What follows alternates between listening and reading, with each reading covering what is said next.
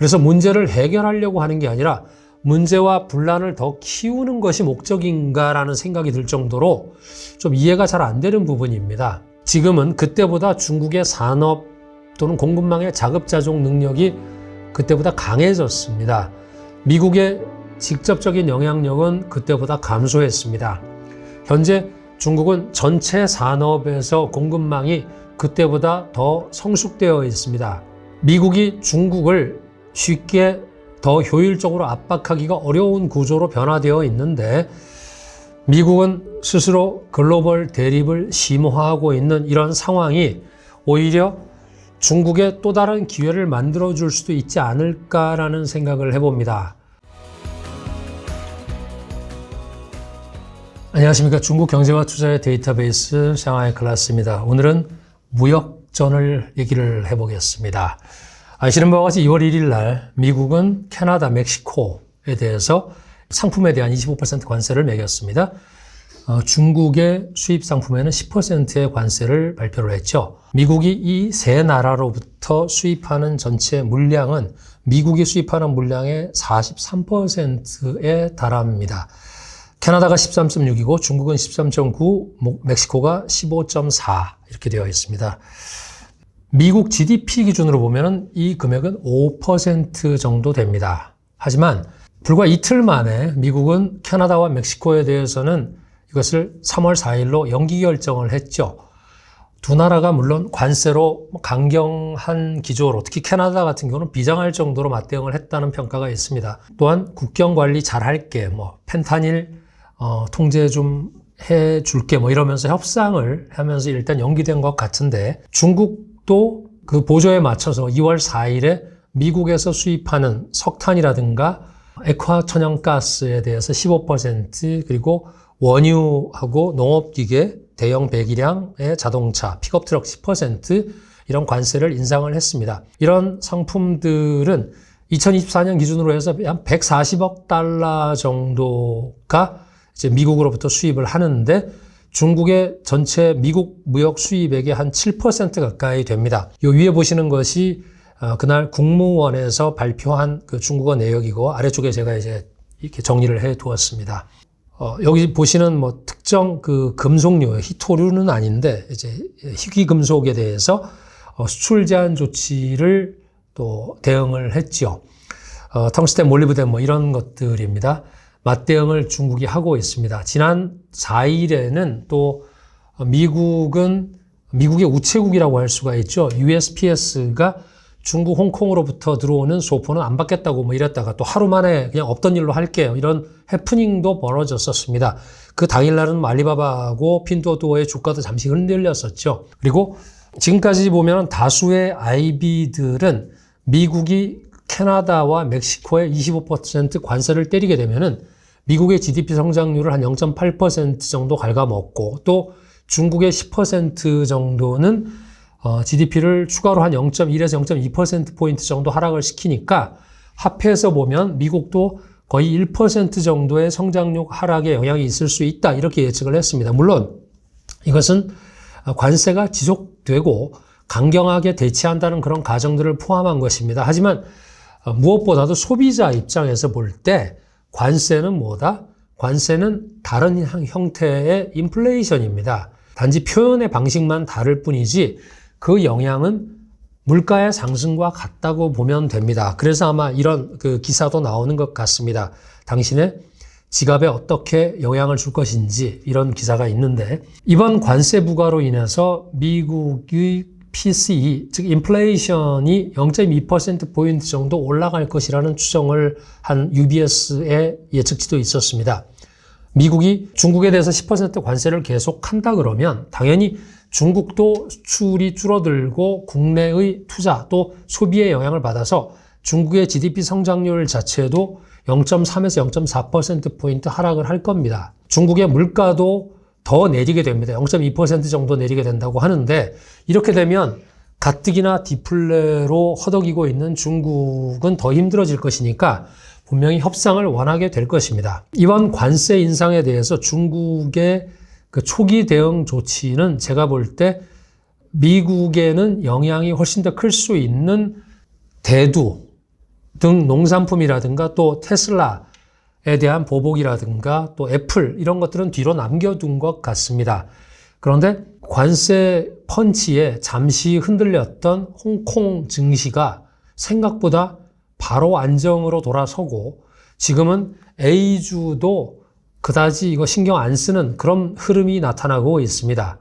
그것 외에도 탐색 전초전이긴 하지만 미중 무역전 자체가 2018년하고는 판이하게 다른 상황으로 전개될 것 같은 그런 분위기가 보이는데 여러 가지가 있습니다. 먼저 수단 측면에서 보면 2018년에는 처음에 미국이 500달러 때리고 그 다음에 2천억 달러로 점점 확대해가는 그러면서 이제 뒤에 관세율은 25%까지 올렸었는데 이번에는 미국이 일괄적으로 중국이 미국에 수출하는 모든 상품에 대해서 10%를 때렸습니다. 간보기도 하지 않고 전격적으로 진행을 했습니다. 2018년에 중국이 대응하는 방식은 대등 관세 인상, 즉 미국의 관세에 맞춰서 대응하는 그런 방식이었는데 당시에 중국이 미국에 수출하는 그 규모가 미국으로부터 수입하는 것보다 훨씬 더 많았기 때문에 중국이 사용 가능한 수단이 좀 제한적이었던 것도 사실입니다. 그런데 이번에는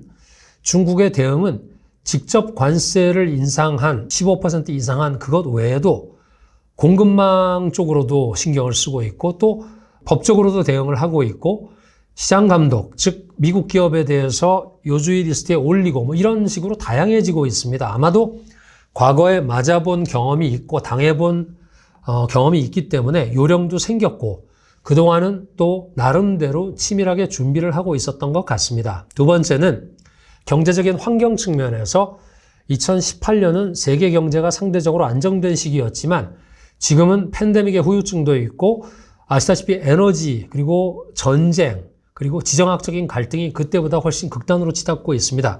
미국도 고인플레이션, 또 높은 재정적자, 또 높은 부채, 소위 말하는 3고의 상태에 처해 있고 중국은 인구 문제, 부채 문제, 디플레이션 문제라고 하는 3D의 상황에 처해 있습니다. 이런 배경에서 이런 전면적인 무역전은 중미, 미중 양국의 관계가 아니고 전 세계가 영향을 받고 전 세계의 공급망이 다 얽히고 설켜 있습니다. 2018년 당시에는 많은 다국적 기업들이 여전히 미국을 많이 지지했지만 지금은 불확실성으로 인해서 많은 기업들이 더 안정적인 공급망을 찾아야 될 것이고 또 무역전에서도 너무 많은 위험을 감당하고 싶어 할 리가 없습니다. 이것은 미국이 무역전을 통해서 전 세계의 공급망을 재편하는 그런 난이도가 또 그때보다 더 높아졌다, 커졌다 이런 의미이기도 합니다. 세 번째로는 트럼프 정부는 과거처럼 한 놈만 패는 전략이 아니라 다 패겠다는 전략인 것 같습니다. 그 첫 타자가 바로 세상에 둘도 없는 미국의 우방 그리고 국경을 맞대고 있는 캐나다와 멕시코를 선택을 했으니까 물론 그 뒤에는 중국이 있기 때문에 그렇겠지만 멀리 있는 EU도 그렇고 영국도 그렇고 훨씬 더 불안해합니다. 그는 정말로 관세라는 그가 얘기한 대로 사전에서 자기가 볼 때 가장 아름다운 단어라고 하는 관세를 동원해서 그 수단을 동원해서 세계 무역 구조를 다시 만들어서 본인이 천명하고 있는 마가라는 그런 꿈을 구현하려고 하는 것이겠지만 이러한 전략은 미국과 그 동맹국들 사이의 갈등을 더 가중시키고 그러므로 인해서 트럼프가 더 고립되거나 심지어 나아가서는 반대 동맹을 만들어낼 수도 있지 않을까 하는 생각을 합니다. 이런 전략과 전술은 역효과도 분명히 조만간 나타날 수 있을 겁니다. 예를 들어서 이건 제 개인적인 생각인데 멕시코의 입장에서 한번 보시죠. 만약에 25%의 관세를 멕시코에 때려서 이것이 지속이 된다 그러면 멕시코 입장에서는 미국에 수출하는 물량이 4,500~600억 달러가 되는데 아무것도 없는 멕시코에는 이거는 거의 경제적인 재앙입니다. 그러면 제가 볼 때 이거 밑바닥을 겪어보지 않았던 그리고 겪었어도 이미 잊어버린 트럼프나 또는 그의 이 강요들이 모두가 간과하고 있는 한 가지 상식이 있는 것 같습니다. 뭐냐면 이렇게 관세를 때려서 멕시코 경기가 하강을 해서 안 좋아지게 되면은 멕시코 국민들은 더 할 일이 없어지고 그럼 어떤 일이 일어나겠습니까? 첫째는 제가 볼 때 일이 없는 수많은 멕시코의 하층민들이 더 많이 미국으로 들어갈 겁니다. 두 번째는 적지 않은 사람들이 국경 근처로 가서 다른 나라에서 오는 불법 이민자를 돈을 받고서 더 열심히 미국으로 실어 나를 수 있습니다. 왜냐? 다른 일이 없잖아요. 그러니까 이거는 트럼프가 얘기하고 있는 3대 정책 중에서 가장 먼저 스타트했던 불법 이민을 억제하겠다, 다 잡아들이겠다, 다 돌려보내겠다. 그거하고는 정면으로 배치되고 있는, 오히려 그것을 더 증폭시킬 수 있는 그런 일인 것 같습니다. 그래서 문제를 해결하려고 하는 게 아니라 문제와 분란을 더 키우는 것이 목적인가라는 생각이 들 정도로 좀 이해가 잘 안 되는 부분입니다. 지금은 그때보다 중국의 산업 또는 공급망의 자급자족 능력이 그때보다 강해졌습니다. 미국의 직접적인 영향력은 그때보다 감소했습니다. 현재 중국은 전체 산업에서 공급망이 그때보다 더 성숙되어 있습니다. 미국이 중국을 쉽게 더 효율적으로 압박하기가 어려운 구조로 변화되어 있는데 미국은 스스로 글로벌 대립을 심화하고 있는 이런 상황이 오히려 중국에 또 다른 기회를 만들어줄 수도 있지 않을까라는 생각을 해봅니다. 이번 무역전쟁이 단순히 미국과 중국의 갈등이 아니고 미국의 인접국인 멕시코와 캐나다 그리고 멀리 있는 유럽과도 충돌할 가능성이 높고 거기다가 지금 영토 분쟁까지도 착수를 한 것 같죠.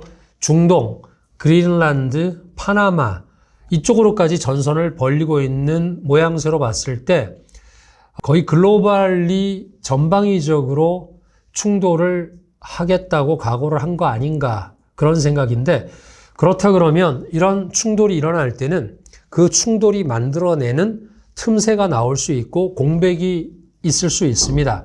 이쪽을 파고 들어가서 중국은 자국 산업의 경쟁력을 더 강화하고 글로벌 입지를 더 넓히려는 그런 작업 내지 공작을 생각할 수 있습니다. 한번 다양하게 이렇게 시각을 좀 더 넓혀서 볼 필요가 있는 그런 어지러운 상황인 것 같습니다. 오늘의 항로를 마치도록 하겠습니다. 감사합니다.